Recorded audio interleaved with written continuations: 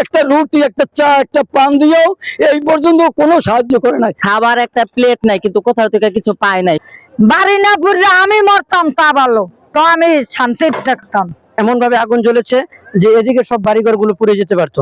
এক জামানি এখনো দাঁড়িয়ে আছে রেল লাইন, আজকে 2 দিন যাবত। সুপ্রিয় দর্শক, আমরা আপনাদেরকে যুক্ত করছি রাজধানীর কদমতলীর বড়ইতলা থেকে যে নতুন ওয়াসা রোড রয়েছে সেই রেল লাইনের পাশে ভয়াবহ অগ্নিকাণ্ডে সম্পদ, অর্থ, বাসাবাড়ি সব শেষ, পুড়ে ছাই হয়ে গিয়েছে। এক কথা মাটির সাথে মিশে গিয়েছে, নিঃস্ব হয়ে গিয়েছেন এখানে অনেকেই। আজকে সেই নিঃস্ব হয়ে যাওয়া মানুষদের কথা, যারা প্রত্যক্ষদর্শী ছিলেন তাদের কথা শুনবো। কি ঘটেছিল কাকা? আপনি কি এখানে বাড়ি আছে? না, আমি এখানে ভাড়া থাকতাম। ভাড়া থাকতেন? আচ্ছা, বলেন তো একটু কি হয়েছে? আমার রুমে আমি 9:30টায় আসছি, আসছে শুয়েছি। শোয়ার পরেই একটু নিদ্রে গেছে, এরপরেই দেখি আমার মাথার পিছন থেকে ধুমা উঠতেছে। আমি লাফ দিয়ে উঠে পড়ছি, ধুমা ওঠার পরেই বসছি, বসার পরেই দেখি কি একটা আগুনের গল্লা বাইরে ফাট করে আমার মশারিটা ধরিয়ে গেছে। আমি এই তাড়াতাড়ি লাফ দিয়ে ছিটকানিটা খুললে বাইরে পড়ছি। বাইরে পড়ার পর থেকে আমার রুমেও মাল ছিল প্রায় 1015 টাকার, ওটা গেছে, আমার যা ছিল সব গেছে। এরকম এক এক করিয়া 4টে বাড়ি এখানে চলছে।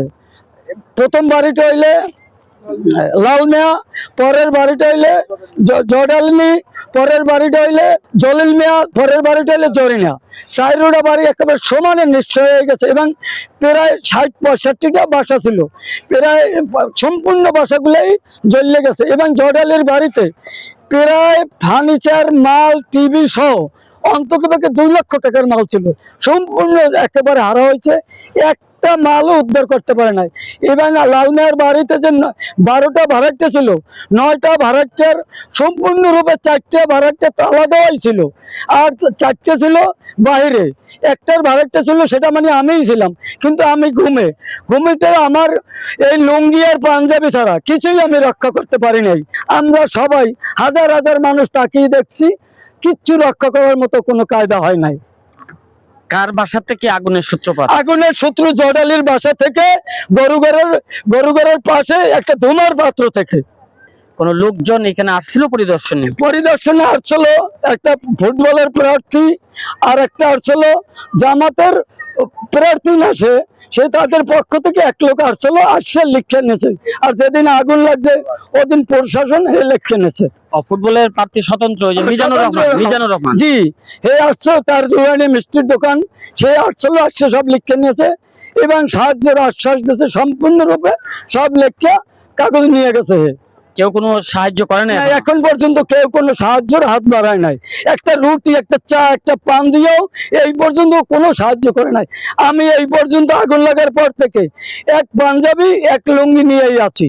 এই যে বড় বাড়ি আমার, আমার নাম জডালনি। আপনার বাড়ি থেকে আগুনটা লাগছে? কোনান্তন লাগছে, আমি কইতাম আমি বাড়ি আসছিলাম না, আমি দেশে গেলাম। আচ্ছা, ওই দিন আমি 12টা বাজে এই জায়গায় আইছি, গাড়িতে আইয়া উনি এই জায়গায় আগুন লাগছে। আমার গরু ছিল, ছাগল ছিল ঘরে, আমার বিশ্ব অলংকার থুইয়া 50 লাখ টাকারও বেশি, 1 কোটি টাকার মালের 2 কোটি বেশি আমার ফার্নিচার মিশালে। ডিপ ফ্রিজ 2টাও, টিভি 2টা, আপনার খাটা ছিল 5টা, আপনার ড্রেসিং টেবিল, এবার যাবতীয় যা মাল আমি খাইয়া আমি ইয়া করছি। আমার গরু পড়ছে, ছাগল পড়ছে।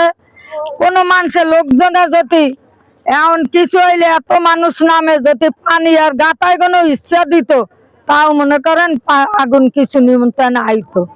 কোনো লোকেরা পানি এসে নাই, খালি হারা আইসে। ইয়ার পর ওই 2তলা গনে 5তলা পানি দিয়েছে, ওই বাড়িটা বাঁচছে। এছাড়া এই যে দেশে গনে এই উন্নাটার এই কাপড়টা লইয়া আইসি পেন্দন এই তরিতি, আর কোনো কিছু আমাদের নাই। ওই 10তলা গনে পানি দিয়েছে, ওই বাড়িটা বাঁচছে। ওই যে আমার কিচ্ছু নাই এন টোটাল। আমার গরুটা শুদ্ধ পড়ছে, আমার ছাগল পুজো এখনো ছাই করে। আমার যত টাকা, আমার এইরকম একটা ব্যাংকের মধ্যে টাকা জমাইছি, কদুরদা ব্যাংক বানাইয়া, 500 টাকা নোট, 1000 টাকা নোট এইয়া ভরা। আরো ক্যাশ আছিল 1 লাখ, এবার স্বর্ণ ছিল, রূপা কিছু পাই নাই। হান্ডি বাতিল আমার হোডলের ড্যাগাডারের মাল, আমি হোডলের বাবুরছি, আমার স্বামী। এইয়া কোনো মাল নাই, আমার বালুর মার 2টা হোটেল আছিল, সব মাল আমার ঘরে, আমি কিচ্ছু বাঁচাইতে পারি নাই। জামাতে আইছে 5টা আইয়া ওই দিন রাইতে লেখকে লইয়ে গেলে 1 প্যাকেট বিস্কুটও না, একটু চাও না, আর গলা উগাই যায়, 1 গ্লাস পানি যে খামো এরকম কোনো অর্থ নাই। আমরা এইভাবে এই জায়গায় এখন আছি। একটা ভাড়াটা একটা লঙ্গি লই বেন্দনের নাম তারে নাই। আমার স্বামী নামাজ পড়তে গেছে, ওলাই কামে গনে আইয়া ওই দোকানে আছিল, আমার ঘরে এন টোটাল কোনো লোক আসিল না। এই রুমে গরু আছিল, গরু ছাগল খাসি, ছাগল মরছে 3টা। এই যে এটি সব আমার, এটি সব এটি সব আমার। গরু দোয়া থেকে নাকি এখন দোয়াই গন না কিতে গন কইতে তো বা নাছিলাম না তো, জনগণের যা কয় এই যাবুন। এটা আমার রুম, এটাও আমার রুম।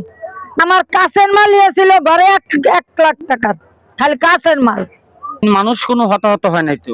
আমার পোলাডার পাও পড়ছে, হাত পড়ছে না, অঘটন নাই, খালি আমার ছাগল পড়ছে আর গরু পড়ছে, গরুর পিঠ। অনেক দাউ আগুন, খুব ভয়াবহ।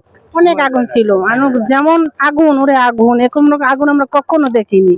আমরা সব দোকানে আছিলাম, এরপর উনি কি আগুন লাগছে, এরপর দৌড়ে দেয় কি আগুন ধা ধা করে জ্বলে গেছে। কোন আঞ্জাল রাখছে একটু আমি বলতে পারি না। আমি এই রুমে আছি। হয় হয় ছাগলটা পুড়ে ছাই আছে, গরুর পিঠ পুড়ে গেছে, টিন আছে না, টিন আছে না, কাটতে গরু দৌড়ে গেছে।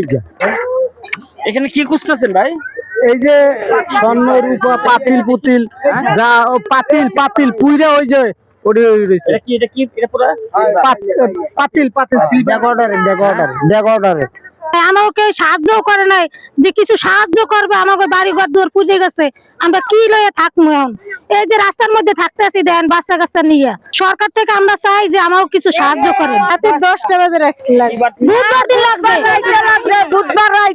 বুধবার রাত 10টায় লাগছে। এই একটা ফুল লইয়ে নামছি, কোনো কিছু হারাইতে পারলাম না, কোনো কিছু।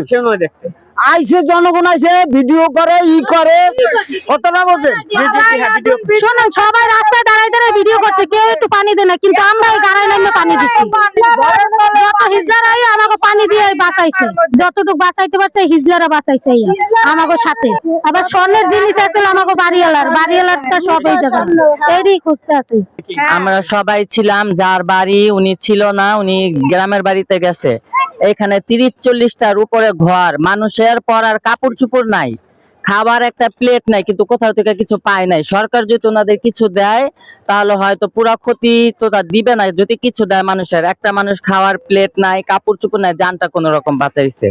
আমরা আগুন নেবানোর জন্য এই গাড়ার ভিতরে আমরা নামছি, ওই বিল্ডিং থেকে মানুষ পানি দিছে, প্রায় 2-3 ঘন্টা আগুন জ্বলছে। ফায়ার সার্ভিস আসতে মনে হয় 1-1.5 ঘন্টা পর, অর্ধেক নিবানোর পরে আসছে ফায়ার সার্ভিস। 4টা-5টা বাড়ি এখানে পুড়ে গেছে, মানুষের কিচ্ছু নাই, না খেয়ে রয়েছে মানুষ। বর্তমান ভাড়াটা খাইতে পারতেছে না, কাপড় চোপড় নাই, খেতা বালিশ নাই, রাস্তাঘাটে আছে যে আমাকে একটু খাবার দিব, কোনো পরনে কোনো জামাও নাই, কিছুই নাই।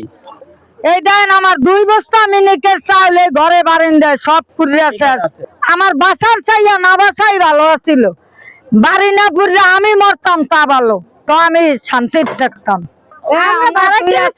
করার পর আমরা নিজেরাই এক কাপড়ে বাইরে গেছি, কিন্তু আমরা কোনো কিছু করতে পারি না, কিছু বাইরেও করতে পারি না।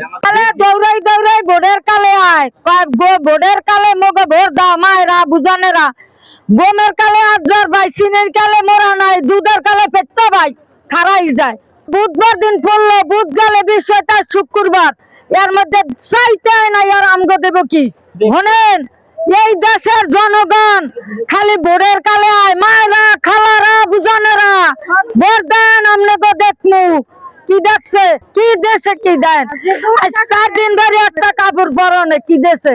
নেতারা যাইব দুধ আছে কোনানে, হেনে গেলে পেটটা বাঁচবো, আমগো দাঁড়াইলে হাগো পেট বাঁচবো না। ওই বোর্ডের কালে আইব, ও খালা দিয়েন আমাকে দিকে চাইয়েন, দেখছেন আমনে গো কি করি, এই তরি আর কিছু আছে। দেখছে যে জনগণ গুলো যে গরু ক্ষতি হয়েছে, ছাগল ক্ষতি হয়েছে, মাল সাবানা ক্ষতি হয়েছে, কি দেশে কোন কি দেশে কি খয়রাতি গুলো কি আছে কোন ব্যবস্থা নিয়ে ওই ভাড়াটেরই এই খাওয়ানটা দিয়ে বা ওই মহিলারা দিয়ে বা এই বাচ্চাগুলোরা দিয়ে কেউ তো দিল না, এটা কিছুই দিল না।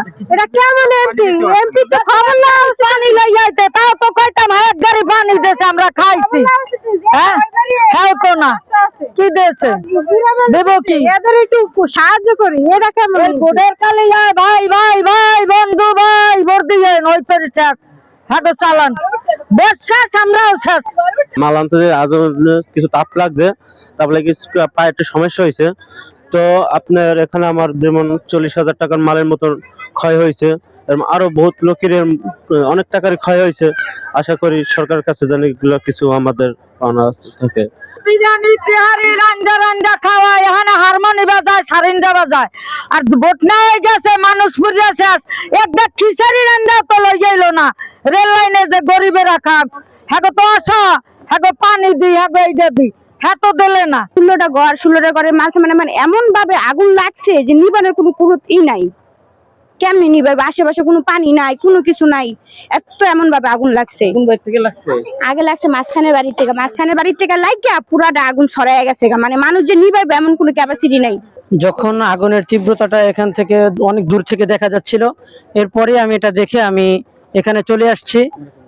চলে আসার পরে আমি এই রেদওয়ান আবিদ স্যার ওনাকে জানিয়েছি বিষয়টা, উনিও আসছেন, তারপরে আমাদের পরিস্থিতি উনি দেখছেন, ফায়ার সার্ভিসকেও উনি জানিয়েছেন।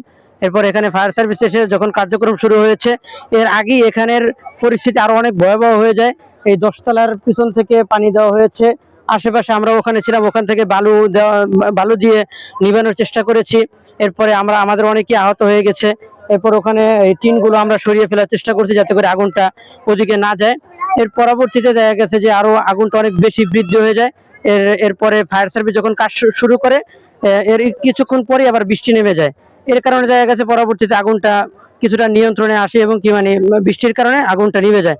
না হয় মনে হচ্ছিল যে এমন ভাবে আগুন জ্বলেছে যে এদিকে সব বাড়িঘরগুলো পুড়ে যেতে পারতো। ওই সময় যখন এই যে অলিউল্লাহ ভাই অসুস্থ হয়ে যায়, তখন আমি নিজে ওনাকে হাতে ধরে নিয়ে ওই রাস্তা পর্যন্ত নিয়ে দোকানে বসিয়েছি, এবং ওনার পায়ের জুতাটাও ছিল না, আমার জুতা আমি ওনাকে দিয়েছি।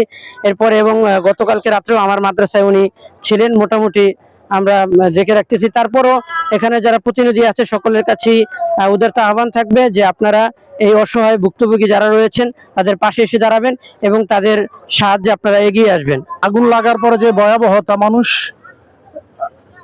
দিক বিদিক এদিক সেদিক ছোটাছুটি করছে এবং মানুষ তার সম্পদ বাঁচানোর অনেক চেষ্টা করেছে, কিন্তু সেটা শেষ রক্ষা হয়নি। মানুষ অভিযোগ করছে, আমরা আসার পর যেহেতু আমি স্থানীয় ইমাম, অভিযোগ করছে হুজুর পরার মতন একটা লুঙ্গি আমার নাই, এক জামা নিয়ে এখনো দাঁড়িয়ে আছে রেল লাইন আজকে 2 দিন যাবত। আমরা আশা করবো এলাকার বিত্তবান যারা আছেন এই অসহায় মানুষগুলোর পাশে দাঁড়ান। আমরা তাদের চোখের পানি এবং চোখের কান্না দেখে আমরা মর্মাহত। এখনো পর্যন্ত 2 দিন যাবত তারা গোসল করতেছে না, তাদের পরনে লুঙ্গি নাই, মা বোনদের কাপড়ের সমস্যা। বিত্তবান ভাইরা যারা আছেন তাদের কাছে আকুল আবেদন, আপনারা তাদের পাশে দাঁড়ান।